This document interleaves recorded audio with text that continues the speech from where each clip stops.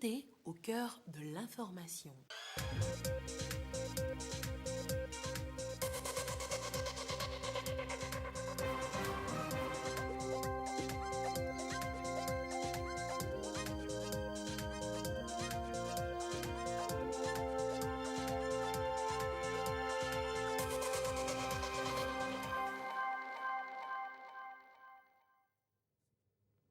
Il est l'heure du journal sur la télévision togolaise. Madame, Monsieur, bonsoir. Et voici les titres de cette édition.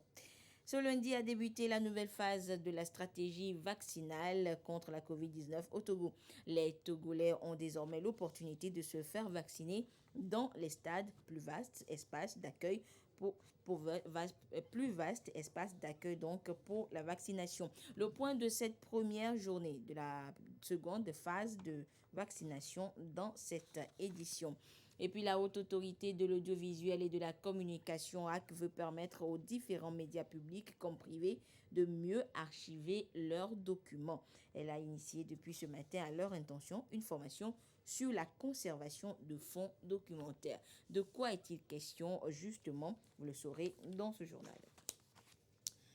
Voilà donc pour les titres. Il n'est pas toujours facile pour les médias de conserver leurs documents, qu'ils soient écrits ou audiovisuels. C'est une difficulté que la Haute Autorité de l'Audiovisuel et de la Communication HAC veut les aider à résoudre. L'institution a convié des journalistes en formation sur les nouvelles méthodes de gestion et de conservation de fonds documentaires. Des précisions avec Ekwe Sala de retour de Palimi. Qu'ils soient en support papier ou analogique, les fonds documentaires des organes de presse au Togo ont besoin d'être bien conservés pour servir aux générations futures. Et à l'heure de la digitalisation, la conservation numérique semble la mieux indiquée. Cette rencontre qui s'ouvre va permettre aux journalistes de maîtriser les nouvelles méthodes de cette conservation et la manière de gérer les fonds documentaires dans les médias. Il y a beaucoup de services au niveau des organes, presse écrite, télévision et radio, qui ont de sérieux problèmes en matière de conservation et de gestion des documents, sinon de leurs documents. Donc nous aurons à parler de cela. Des thématiques précises, notamment la gestion électronique des documents, le SAE, le service d'archivage électronique, pour montrer à tous les participants qu'une fois retournés chez eux, ce qu'ils ont à faire. Parce qu'aujourd'hui, la conservation ou l'utilisation des CD et des clés USB est dépassée. C'est en effet une rencontre d'information et de formation voulue par la Haute Autorité de l'Audiovisuel et de la Communication. Elle se tient après une étude menée par l'institution en rapport avec la gestion et la conservation des documents produits au sein des organes de presse au Togo. L'environnement médiatique togolais comporte environ 600 titres d'organes de presse, dont 200 paraissent plus ou moins régulièrement, une centaine de presses en ligne, 93 radios commerciales, confessionnelles, communautaires et rurales, et 10 chaînes de télévision privées. Tous ces médias produisent des milliers d'exemplaires de journaux papier et une multitude d'émissions radio et télévisuelles qui constituent une masse documentaire dont la gestion et la conservation posent d'énormes difficultés. C'est la volonté d'engager une réflexion profonde sur l'importance du fonds documentaire des médias en tant que mémoire des cultures nationales et les moyens et supports de sa conservation qui a conduit la HAC à organiser ce séminaire qui s'inscrit dans la logique de la mise en œuvre de son plan stratégique. Au-delà de l'idée d'aider les médias à mieux conserver leur production, la HAC entend mettre en place un véritable service de documentation et d'archives. À ces assises, l'institution compte avoir des éléments nécessaires pour concrétiser son projet. Cette réflexion pourrait d'ailleurs conduire à la mise en place d'un véritable service de documentation et d'archives à la Haute Autorité de l'Audiovisuel et de la Communication. Ce service, encore embryonnaire, pourrait prendre dans les prochaines années la forme d'un centre de documentation sur les médias du Togo. Notre souhait est que demain, on puisse venir à la HAC pour rechercher et retrouver un documentaire, un film, un article d'une radio, d'une télévision ou d'un journal dès lors qu'ils sont créés et exploités au Togo, à l'exemple de l'INA en France. La rencontre de Kpalimé fait suite à celle de Kara. Elle prend en compte les organes de presse des régions maritimes, des plateaux et du Grand Lomé. La HAC est soutenue dans ce projet par l'Organisation des Nations Unies pour l'éducation, la science et la culture, UNESCO. La Haute Autorité de l'audiovisuel et de la communication va poursuivre son séjour à Kpalimé jusqu'à vendredi. Sa première session ordinaire de l'année 2021 devra s'ouvrir le mercredi 21 avril prochain. Une occasion pour les membres de l'institution de plancher sur les différents dossiers de demande de récépissé de déclaration de parution, carte de presse, autorisation d'installation et d'exploitation de web radio et web télévision notamment. Cette session de 3 jours en préparation sera la dernière pour les membres de l'équipe actuelle de la HAC. Leur mandat prend fin en juin 2021. Et je vous le disais en titre, le Togo se réorganise pour accélérer sa stratégie vaccinale contre la Covid-19. Depuis ce lundi 19 avril, les Togolais se rendent dans les stades de football pour être vaccinés. Le gouvernement a choisi les lieux publics de forte capacité d'accueil pour rendre plus accessible le vaccin aux citoyens. La vision du pays est de rompre rapidement la chaîne de contamination au risque de faire face aux nouveaux variants plus contagieux du coronavirus. Dodo Haré nous en dit plus dans le dossier qui suit. L'on ira désormais au stade, non pas pour regarder un match, mais pour se faire vacciner contre le Covid-19. Le Togo est entré ce lundi dans une nouvelle phase de vaccination en ouvrant de grands sites pour vacciner le plus tôt possible le maximum de personnes. Dans le Grand Lomé, les équipes de vaccination sont désormais installées dans le stade municipal de Lomé, d'Agwenive, de Kégué, d'Agaza à Gbossimé, d'Asfosa à Ablogame et de Difa Kota à Koresewa. D'autres espaces, comme le terrain du lycée de Tokoin et celui de l'école primaire publique de Sobosito, seront également mis à contribution. D'après la coordination, la plupart méconnaissaient les lieux dédiés à la vaccination, ce qui ralentissait la stratégie vaccinale, même si l'on note l'adhésion des populations. Les difficultés que nous avons eues, c'est qu'il y a eu plus de 200 sites de vaccination dans le Grand Lomé. Et ces 200 sites, les gens n'arrivaient pas à les trouver. Supposons qu'il y a des sites qui sont autour du stade d'Agoy, tous ces sites vont se retrouver au niveau du stade d'Agoyivé. Comme ça, la population sait que le stade d'Agoyivé, c'est un endroit de vaccination, ainsi de suite. Et en général, ces points sont connus par la population qui peut se déplacer aisément pour aller se faire vacciner. D'autant plus que bientôt la grande vaccination va arriver avec la vaccination de masse. Nous allons ouvrir à d'autres tranches d'âge pour pouvoir tendre vers l'immunité collective. Très bientôt, de nouveaux vaccins vont arriver. En dehors de l'AstraZeneca, le Togo aura Sinovac, Pfizer et Johnson & Johnson. D'où la nécessité de réorganiser l'opération de vaccination. Le gouvernement recommande à toute personne désireuse de se faire vacciner de privilégier l'enregistrement en ligne. Tout le monde doit s'enrôler. Dès que vous êtes enrôlé, dès qu'il y a les sites de vaccination, vous arrivez, c'est rapide. Le ministère du numérique a envoyé beaucoup de SMS pour montrer à tout le monde comment il faut s'enrôler. Donc, j'appelle tous ceux qui ne sont pas encore vaccinés de s'enrôler en attendant de se faire vacciner, ce qui permettra le jour J de leur vaccination d'aller très vite et aussi ce qui permettra aux équipes de faire très vite cette vaccination pour qu'on arrive à une immunité collective. De nouvelles doses vont être envoyées à partir de ce lundi vers les autres régions du pays. Les opérations d'enrôlement et de vaccination vont reprendre le mercredi 21 avril à la préfecture de Thônes pour la région des Savanes, au CHU de Kara pour la région de Kara, à la polyclinique de Sokodé pour la région centrale, à la direction régionale de l'action sociale à Takpamé pour la région des Plateaux et au stade Dr Kaolo de Tchévier pour la région maritime. La vaccination est une étape importante de la riposte togolaise contre le coronavirus et le gouvernement appelle à une mobilisation de tous pour un retour rapide à la vie normale.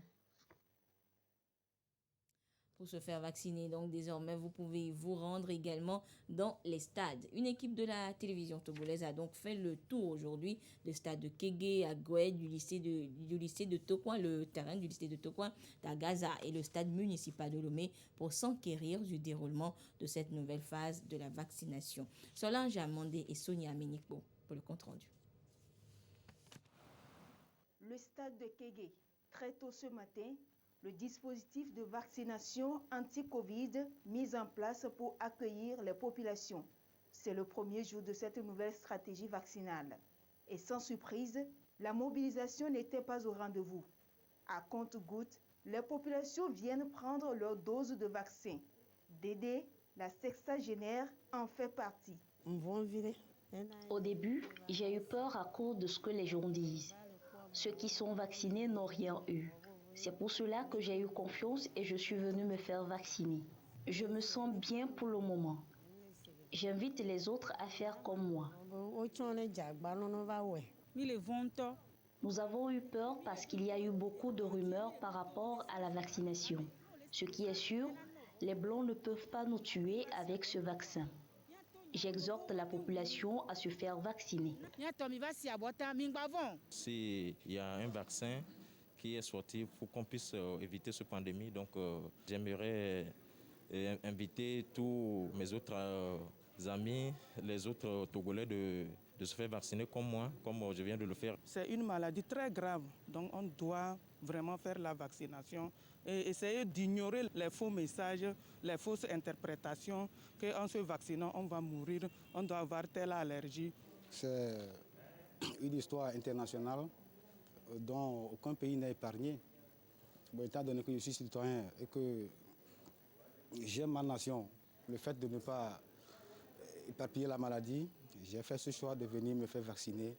Et non seulement ça, et pour faire servir aux autres que le vaccin n'a aucun effet négatif sur l'homme. Direction le stade du lycée de Tokouan. La situation semble la même. Pas de monde. Idem au stade Omnisport de Lomé, au stade d'Aguanivé, tout comme au terrain d'Agaza. Sur les 5 sites sillonnés, l'affluence n'est pas celle des grands jours et cela s'explique. Il n'y a pas assez d'engouement ce premier jour. Quand les gens viennent, ils passent d'abord par l'entrée où il y a les enregistreurs physiques et les enregistreurs électroniques. Et après avoir fait l'enregistrement et l'enroulement, et ils vont au niveau de la vaccination. Et après la vaccination, on leur accorde 15 minutes et après les 15 minutes, ils peuvent partir. Bon, on espère que c'est le premier jour et que l'information n'a pas passé.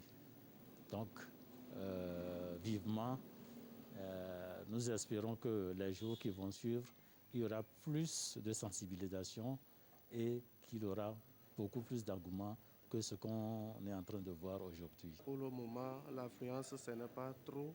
Nous lançons encore un appel à la population de sortir massivement pour venir se faire vacciner. Tout se déroule bien, donc il n'y a pas un souci. Notre sortie a coïncidé avec celle du directeur général de l'action sanitaire ici au stade de Kégué et à Goué. Il était là pour s'assurer que l'opération se déroule bien. Le gouvernement togolais a changé de stratégie en délocalisant donc les sites de vaccination dans les stades, donc ce qu'on appelle généralement vaccinodrome.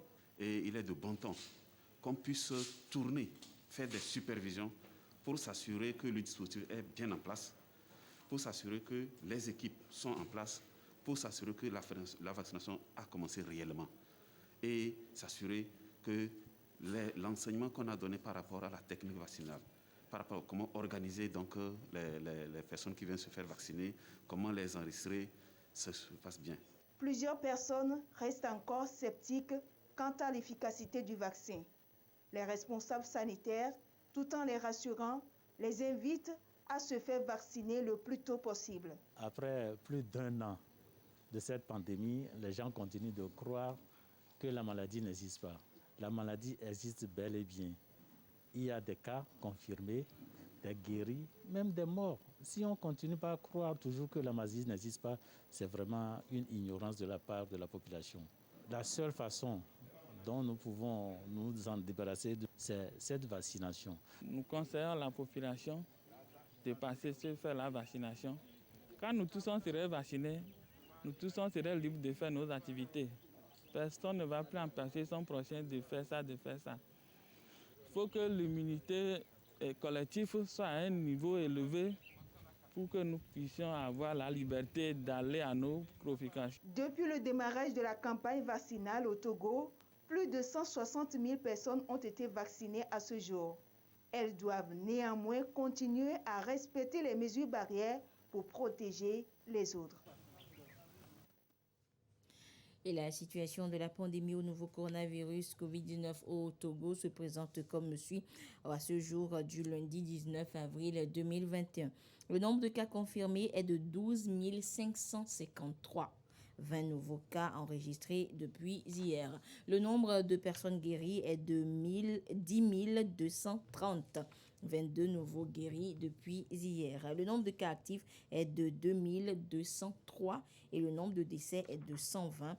Un nouveau décès a été malheureusement enregistré depuis hier. Et c'est un communiqué signé par le ministre de la Santé, de l'Hygiène publique et de l'Accès universel aux soins, professeur Moustapha Mijiawa. Atteindre une totale couverture énergétique du pays à l'horizon 2030, c'est l'objectif que s'est assigné le gouvernement qui ne cesse donc de multiplier des initiatives pour améliorer la fourniture d'énergie électrique aux populations. PRISET est le dernier programme donc de l'État dans le secteur de l'électricité après CISO et tant d'autres. Ce soir, nous vous présentons les efforts du gouvernement dans le secteur des énergies et c'est un dossier signé par Luc Assis. Lancé à hauteur de 20 milliards de francs CFA, le projet de réforme et d'investissement dans le secteur de l'énergie PRISET est le dernier né des initiatives visant l'accès à l'électricité à tous au Togo. Il consiste à réhabiliter le réseau électrique de Lomé et de diminuer considérablement la survenue de pannes du 1/3 dans la fourniture de l'électricité d'ici à 2022. C'est l'un des pans du plan national d'électrification lancé par le gouvernement en 2018 en partenariat avec le secteur privé. Objectif, atteindre 100% de couverture du Togo d'ici à 2030. Et pour y parvenir, il fallait mobiliser 952 milliards de francs CFA. Plusieurs projets et programmes sont mis en branle dans cette optique. L'initiative présidentielle CISO est l'un des piliers de cette politique. C'est un projet qui veut assurer l'électrification de plus de 2 millions de Togolais à partir des kits solaires individuels photovoltaïques. Il fait déjà ses preuves. Des localités comme Bavou, Assoukoko, Koutoum et Takpapieni sont désormais éclairées. Outre le projet CISO, d'autres initiatives aussi s'illustrent. Plus de 10 000 foyers ont recours au service de la société Bibos pour être électrifiés.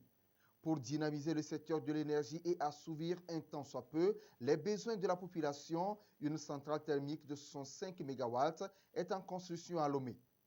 60 milliards de francs CFA ont été mobilisés par Kekeli Efficient Power pour la réalisation des travaux. Cette centrale permettra de fournir une énergie électrique additionnelle pour l'équivalent de 263 000 foyers. À Blita, une centrale photovoltaïque de 50 MW a été réceptionnée en début d'année. Construite par Amewa Power, elle alimente plus de 600 000 foyers. La centrale solaire de Bavou n'est pas du reste. Dotée d'une puissance de 150 kW, elle alimente plus de 2 villages du milieu. C'est une floraison de centrales photovoltaïques qui est constatée à travers le pays. Le gouvernement affirme ainsi sa volonté de s'appuyer sur les énergies renouvelables pour amener de l'électricité dans tous les coins et recoins du pays.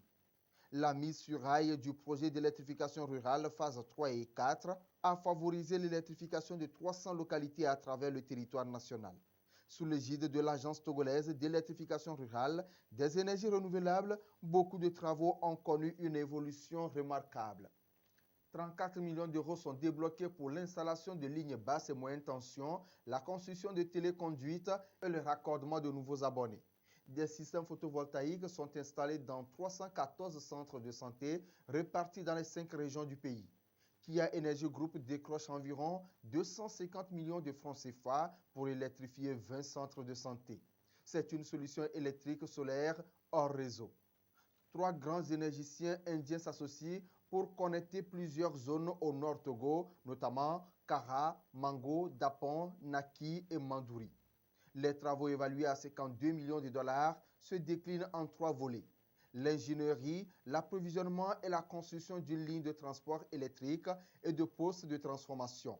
En plus de ces initiatives nationales, un projet promu par la CEDEAO veut doter 3 pays d'une double ligne commune de 130 km qui interconnecteront le Nigeria, le Bénin et le Togo. Cette ligne devrait compléter celle qui relie le Ghana, le Togo et le Bénin. Tous ces projets cumulés aux offres traditionnelles de la compagnie énergie électrique du Togo CET permettent au pays de dépasser aujourd'hui la barre des 50% du taux d'électrification. Un pas de géant fait à l'espace de 3 ans pour sonner la fin de la précarité énergétique au Togo. À l'heure où l'on parle d'une éventuelle dissolution de la communauté électrique du Bénin CEB, le Togo semble bien armé pour s'auto-prendre en charge avec l'aide de ses partenaires habituels. Après 53 ans de fourniture d'énergie électrique en quantité et en qualité, à un coût moindre au Bénin et au Togo, une cessation des activités de la CEB serait un coup dur pour les 2 pays. Malgré le vide qu'elle pourrait laisser, le Togo semble bien paré pour relever le défi.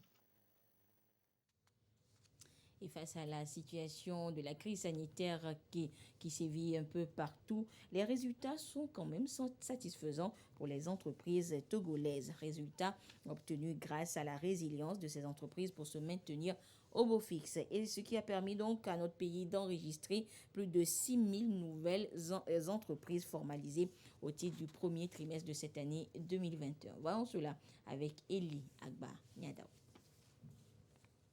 La résilience de l'économie togolaise face au Covid-19, déjà remarquée même par les institutions de Bretton Woods, n'est plus à démontrer. Malgré donc la crise sanitaire que vit tout le monde entier et qui a des impacts sur toute l'économie, les résultats ne sont pas aussi alarmants comme l'on pouvait s'y entendre. Au Togo, au premier trimestre 2021, le tissu économique s'est vu renforcé par la création de 4 087 nouvelles entreprises. Après une tendance à la baisse observée en novembre 2020, soit 917, et décembre de la même année, 808, ce chiffre apparaît comme un indicateur clé de la relance de l'économie post-Covid-19. 6 390 entreprises ont été formalisées rien qu'en janvier. La courbe s'est légèrement inclinée sur février et mars. Ainsi, cette reprise a été largement portée par les entrepreneurs locaux représentant 80%, soit 3 280, des initiatives entrepreneuriales formalisées en ce début d'année, alors que seuls quelques 19%, soit 807 entreprises, l'ont été par des investisseurs étrangers. Les femmes opératrices économiques ont quant à elles créé 1104 entreprises ce trimestre, ce qui représente en proportion un pourcentage de 27% comme sur toute l'année 2020. Plus de 4000 entreprises créées sur les 3 premiers mois de l'année, une performance nettement supérieure à celle réalisée ces dernières années sur la même période. En comparaison, de janvier à mars 2020, un peu plus de 3600 entreprises ont été créées. Cette croissance de l'ordre de 11% sur le premier trimestre 2021 laisse entrevoir un nouveau record annuel à la fin 2021. Cependant, en termes de création d'emplois et de richesses, l'impact de toutes ces entités créées ces 5 années reste difficilement mesurable.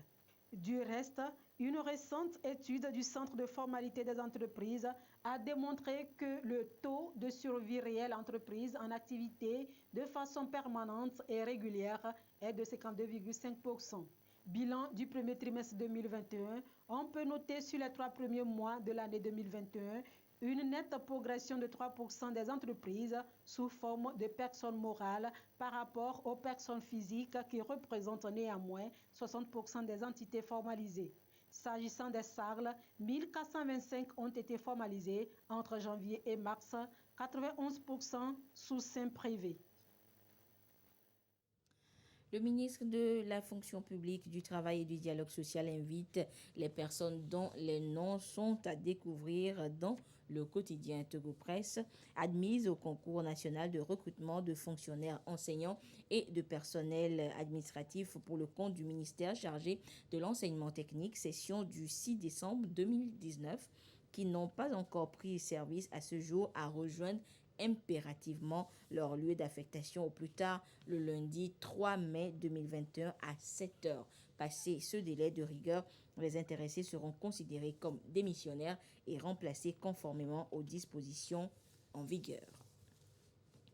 Une délégation de la nouvelle société cotonnière du Togo est en tournée dans la région des Savanes. Elle était dans le Grand Aune et le Grand Kpenjal où elle a eu des séances de travail avec les producteurs de coton. Les assises ont porté sur la présentation de la nouvelle administration de la NSCT suite à l'entrée du groupe Olam International dans le capital social, la mise en place d'un fonds de stabilisation du prix du coton et l'introduction du soja en rotation dans la culture du coton. Voyons cela avec Tiazan Nambaga depuis Dapan.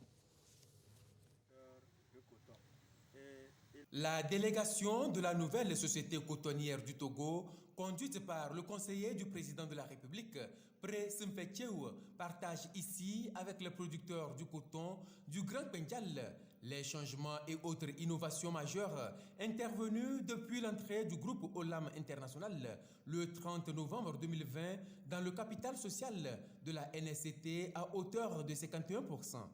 La vision qui sous-tend cette transformation structurelle de cet outil de promotion de la culture du coton au Togo est expliquée aux producteurs. Nous sommes venus pour rappeler aux cotonculteurs que le chef de l'État pense quotidiennement à eux, jusqu'à ce qu'il a sollicité et obtenu l'entrée du groupe Olam dans le capital social.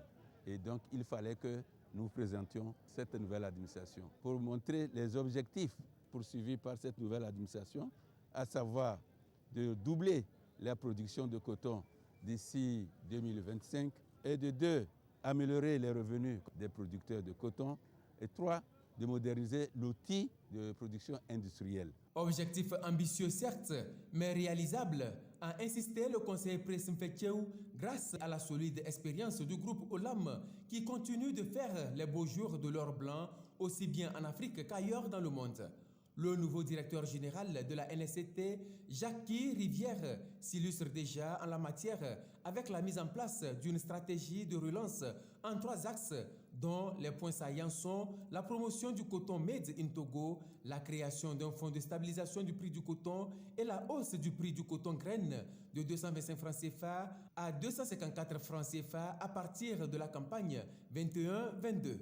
Le fonds de stabilisation, ça nous rassure parce que si tu fais quelque chose qui a une garantie, toi-même tu es sûr que ce que tu fais, tu ne vas jamais perdre. Donc pour ça, on est tous d'accord. Toutes les cultures que nous faisons, nous voyons que c'est le coton qui peut nous avantager. Donc quand le prix avait chuté même jusqu'à 225 là, ça nous avait beaucoup découragés, mais on comptait faire ça. Et comme aujourd'hui, ils sont venus nous dire qu'ils vont augmenter le prix à 254 francs. Je pense que nous allons nous engager à produire. Même exercice ici à Dapaon avec les cotonculteurs du Grand Aune. La délégation a exposé une autre innovation phare destinée à booster le rendement de la production du coton dans la région des Savanes. Olam a décidé que pour donner la chance au coton de produire davantage et de répondre au doublement de la production, il faut l'alterner avec la culture de soja. Et donc, désormais, Olam va s'impliquer dans la culture de soja en alternant avec le coton. Le soja, comme ils l'ont développé, Aujourd'hui, c'est une autre spéculation spéciale qui permet de restaurer le sol en faisant en sorte que si vous avez fait le soja sur cette parcelle pour cette campagne, l'année prochaine, vous allez changer une autre spéculation. Ça peut être le maïs, ça peut être le coton, et vous allez voir que cette production-là sera au rendez-vous parce que vous avez essayé de faire ce qu'on appelle la rotation. La Fédération nationale des groupements de producteurs de coton adhère à cette démarche de proximité et de gestion inclusive de la nouvelle administration de la NSCT. L'autre temps fort de cette tournée est la visite de l'usine de grainage du coton de Dapaon, où la délégation est allée toucher du doigt les réalités du terrain dans le souci manifeste de moderniser l'outil industriel sur toute la chaîne de production à la transformation. Et voilà, ainsi se referme cette édition. Merci de votre fidélité à la télévision togolaise et merci notamment à tous ceux qui nous ont suivis du côté de Dapaon. Excellent suite de nos programmes. Au revoir.